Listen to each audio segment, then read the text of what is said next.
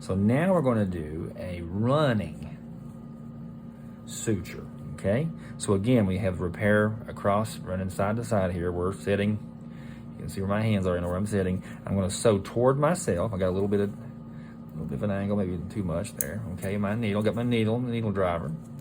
Got my magic fingers, my forceps, right?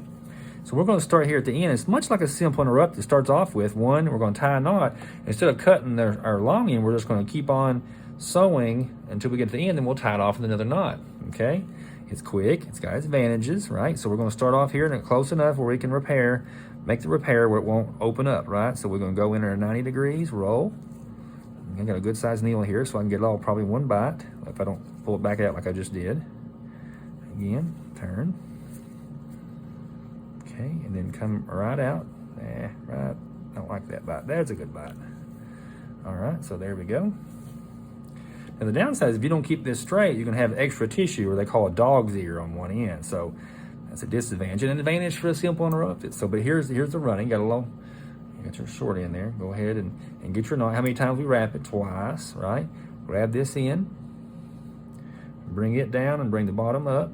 Again, pull more from the long end instead of the short end. That way you don't waste suture. Here's right around the long end, grab it, take it up while you bring the long end down.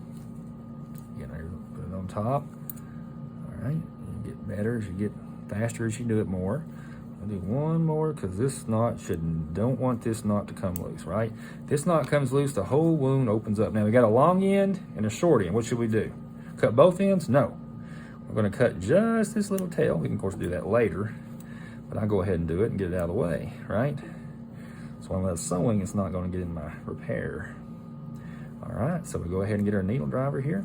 Now, where's our next repair? Well, if we're going to space out, we want something that won't open the wound. So I'm thinking somewhere about right there, about a ½ centimeter or so. We're going to step over, do a nice little repair about right there.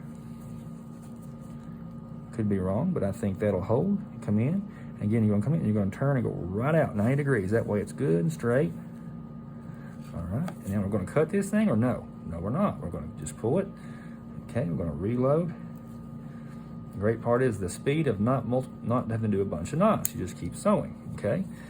Suture up here out of the way. Again, we're going to space over and go right here to here. Okay.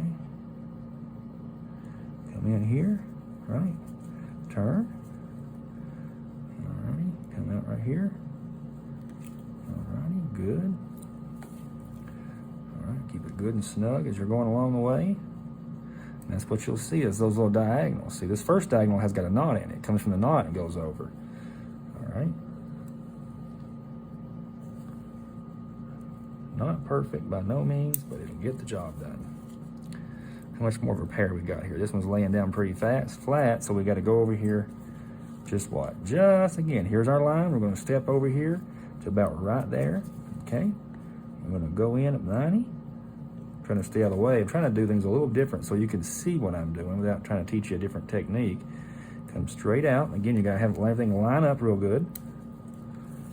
All right, keep it good and tight so you can see where you're at along the way. All right, there we are. Good. Okay, get our needle driver back going again.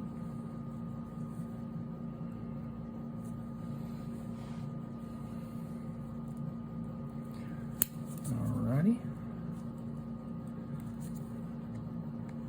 We got a small repair here. We're going to go over here, and then we're going to tie a knot at this one here. Okay, we're going to go in, turn in, okay, and come out. You could do two more and one more for the knot, but I'm going to do this one right here. Drag it out. Now, how do we tie a knot? Where's our short end?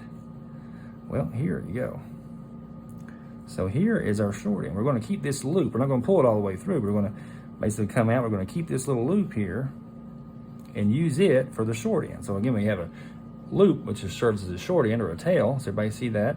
And we got here. So we're going to lay this on top, wrap twice, and we're going to grab this loop here, and we're going to pull it down, and we're going to cinch this thing down. Well, if it don't come loose, let's see. I'm going to cinch it down real good.